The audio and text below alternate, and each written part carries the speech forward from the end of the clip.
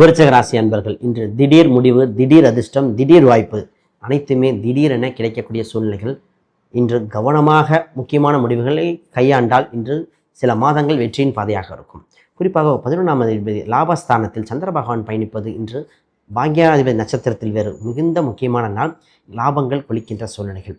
இன்றைய காலத்தில் மன மகிழ்ச்சி ஏற்படும். திருமணம் சம்பந்தப்பட்ட தகவல்கள் உறுதியாக வாய்ப்புகள் வந்துவிட்டன. திருமணம் சம்பந்தப்பட்ட தடைகள் இருவர்களும் விலக வாய்ப்புகள் உண்டு.